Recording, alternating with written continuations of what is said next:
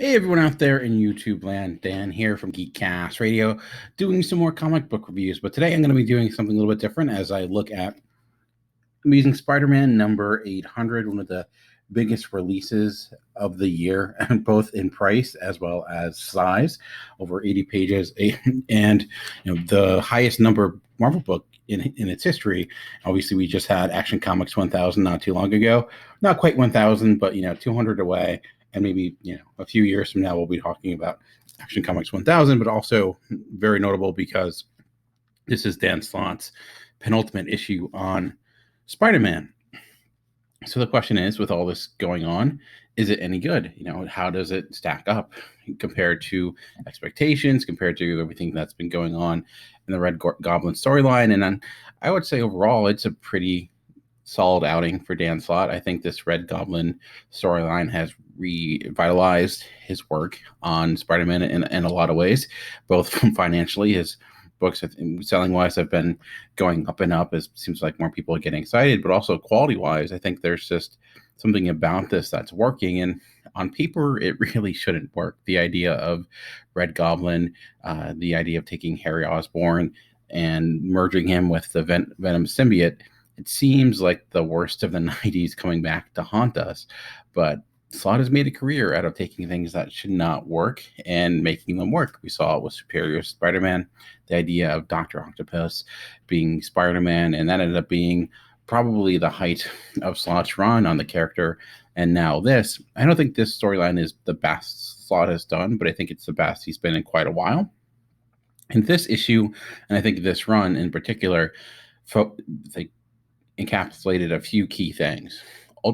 First and foremost, showcasing the key differences between the characters of Peter Parker, Spider-Man, and that of Harry Osborn, Green Goblin, and why they are arch nemesis. You have Norman Osborn, who basically will do anything he can possibly can to tear those people around him to succeed in whatever way he sees fit. Like whatever he wants to achieve, his ego will allow him to do unthinkable things to people, even if they're family members, because it's his. He's getting his own, what's deserved of for him, and anyone who steps in his way will pay the price for it, basically. And he kind of has a sick sense of satisfaction. He has a sick sense of being satisfied when he can dish out a lot of this type of punishment and heartache, especially to someone who like Peter Parker, who he feels is the key person that's been getting in his way all these years. Where Peter Parker is the opposite. Obviously, we all know the line of great power comes great responsibility. But I think one thing that separates Peter Parker, the character, and Spider-Man from even other superheroes is that he is a much more personal type of person.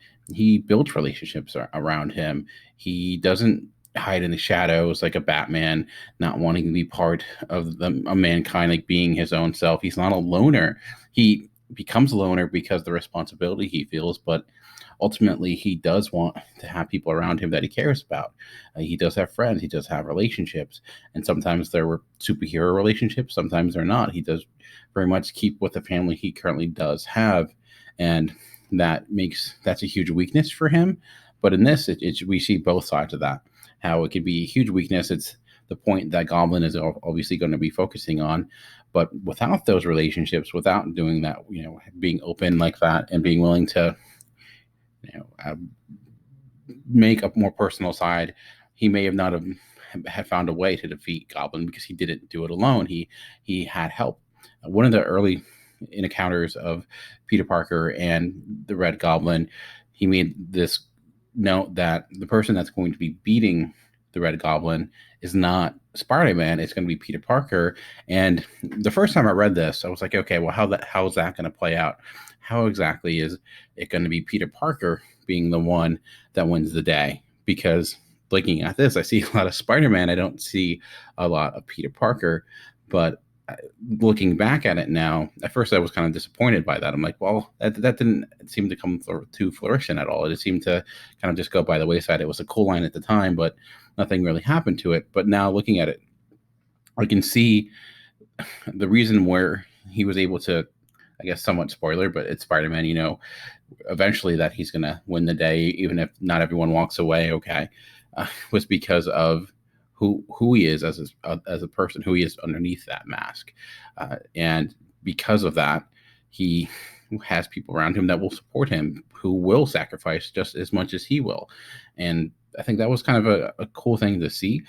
I do think one of the troubling aspects with a book like this is that you write yourself into a corner, in the sense of one of the biggest questions going into it is, okay, well, who's going to die? Who's the person that we're going to kill? And there's a lot of suspicion. This is Norman Osborn. He committed one of the most notorious murders in all of comic book history with Gwen Stacy. How is Slott going to have his Gwen Stacy moment? I don't think he does really in this. Maybe he wasn't necessarily trying to. Maybe he was trying to subvert expectations, but I don't think there are deaths in this, and I won't reveal who for those who haven't read it. And I think because of just the fact that we knew they were coming, they made sense within the story, but they didn't have that much of an impact because you're just kind of waiting for it, which is, it's a hard thing to avoid, because when you have a book like this, you're caught, you're like I mentioned, you're stuck in a corner. You want to be able to have those major events that will stick with the character, but at the same time, you don't want to give everyone what they expect. So I don't know necessarily if I walked away and thought there was things in here outside of the things I mentioned that I was not expecting, but I thought it was still a solid story, and I did at least feel like how they handled just the multiple artists was well done. This has tons of different artists, all the different type of artists that have been working with Slott for some time, and sometimes that can be jarring. You see that a lot in Marvel Comics, where like halfway through an issue, suddenly with a new artist, you're like, wait, what's going on? Why is this style different? It can take you out of the book. Here, because they broke it up in the chapters, and even though you have people like Nick Bradshaw, Roberto Ramos, Stuart Eminem, who apparently is retiring soon, so this may be one of the last books he ever draws. Their styles weren't so drastically different. Obviously, you're Roberto Ramos and Stuart Eminem. They're not the same type of approach when it comes to their work. But I thought the way that they progressed from artist to artist, it made sense, and I never once felt like it never took me out of the moment, which is what you want to see. And I thought all the art was on point and did the job. And of course, what you would expect for a book like this. This is one of your biggest books of the year. You're going to put your best people on it. So I will say that definitely was the case. And it is 80 pages, and usually when you get an 800 like this, you expect a lot of like an anthology, like with Action Comics 1000, a bunch of different writers telling a bunch of different stories. And there is a little bit of a back matter story. It's only 2 pages long, but outside of that, this is all one major story. Now, this is by all means like a trade's worth of story here, but at least when it comes to the price of it. But I thought that by doing that, you actually felt like it was kind of worth what they were asking for the most part. Now, $10 is how much you would typically spend on like an Image one first volume, and do you get as much story out of that as you do this? No, I think you'd be better off buying the first volume of an Image comic. But I guess just the milestone of it, and I don't tend to like to include price when it comes to the quality or reviewing a book, because people's mileage may vary, and who knows, in a couple weeks or 6 months from now, this may end up in the dollar bin, as I'm sure a lot of people ordered a bunch of copies because there's like 8,000 different variants and stuff like that. So who knows if you actually will end up paying that price if you didn't want to. And I do like the fact with Marvel, you do get the digital copies as well. It makes it so much easier. If I ever wanted to revisit it, I don't have to pull it out of a long box. I can just go to Comixology and download it there. So that's at least one huge bonus. But overall, I thought it was successful. It was a good issue. There's one more Dan Slott issue left. I don't know. It seems like that's probably going to be the denouement, as they say. That just kind of wraps things up.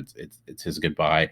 There were some letters in here. I didn't see Dan Slott write his goodbye to Spider-Man. I'm guessing that might be coming next month when 801 comes out. And I really liked a few months ago I think it was last month, when Brian Michael Bendis wrote his last Spider-Man issue and what he said about Spider-Man. I'd be curious to see how they compare, because both of them, Slott hasn't been running as long as Bendis when it comes to Spider-Man. Bendis has been doing it since the 2000, but still, he's one of the probably has the longest run in a character, or one of the longest runs right now in Marvel and comics in general.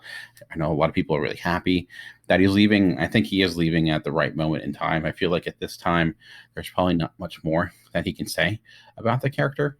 So I'll move on. This encapsulated pretty much, I think, everything he's been doing. A lot of the characters, a lot of stories he's been building, not just with Peter Parker, but with some of the side characters as well. So it does feel like this was his ability to put his last stamp, and now he's going off to write Tony Stark, Iron Man, and Fantastic Four, which I think he'll do a good job on. I'm actually quite excited. And now a new team with Nick Spencer, and I forget the artist that will also be joining, but I'm curious to see. I did like the one shot or the mini introduction we got in the free comic book day. I thought that was a good introduction to what they will be doing. So I'll probably be continuing with that. But for now, I gotta just say kudos to Dan Slott for the work he's been putting in. And I think, it was a successful 800th issue. It's, a huge milestone, of course, when it comes to a comic, anything that gets up that much. So if you're curious about it, I would say if you've not been reading the Red Goblin storyline, don't just pick this up and start reading it, because it's not going to make sense. Go back to like 796, 797 when that story first starts developing, and I think you'll end up enjoying it, or just wait for the trade, because it probably isn't going to be much more than buying this by itself. But Marvel trades can also be ridiculously priced as well. So I'd be curious to hear what other people thought about Amazing Spider-Man 800. Did it live up to your expectations? Are you happy now Slott's finally leaving? Are you going to be sticking with Spider-Man, or are you going to come back to Spider-Man now that he's leaving? Sound out in the comments below. But if you like what I'm doing here, if you want to listen more to me, you can check out my podcast, Comic Concierge.